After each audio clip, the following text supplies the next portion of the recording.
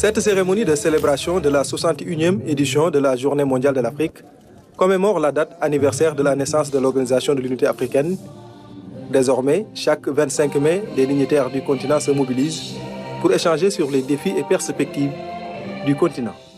La communauté internationale célèbre la Journée mondiale de l'Afrique qui rappelle les jalons posés par les pères fondateurs de l'OUA, désormais l'Union africaine, en vue de la réalisation de l'unité africaine et les progrès accomplis dans les domaines économiques, sociaux et culturels.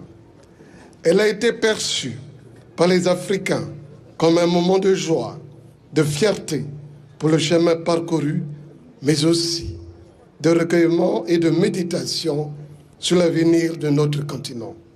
Cet après-midi, le groupe des ambassadeurs africains accrédités au Sénégal s'est réuni pour mener des discussions sur les questions qui interpellent le continent, à savoir la paix, la sécurité, la démocratie, la souveraineté, le développement, entre autres. L'occasion a été aussi saisie pour présenter le livre intitulé « Les pères fondateurs », une manière de rendre hommage aux pionniers de l'unité africaine. L'ouvrage est une véritable dédicace au panafricanisme. Une dédicace au panafricanisme et à cette quête continue de l'unité africaine. Tel un serment pour les générations actuelles, les générations à venir.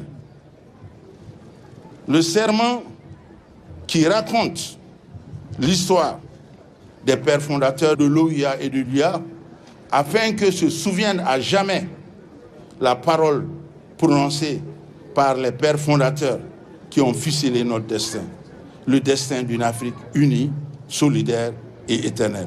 Cette année, la journée met un accent particulier sur la jeunesse et l'éducation, d'où le choix du thème de cette 61e édition, Éduquer et former l'Afrique pour le 21e siècle.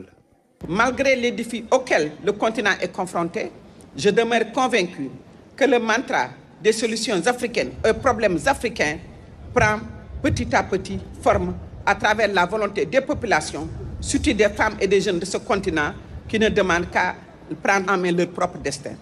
C'est ce que nous enseigne l'histoire et c'est ce que nous enseigne aussi l'histoire récente politique du Sénégal. La cérémonie a été aussi, pour le continent, de montrer ses différentes facettes culturelles et artistiques.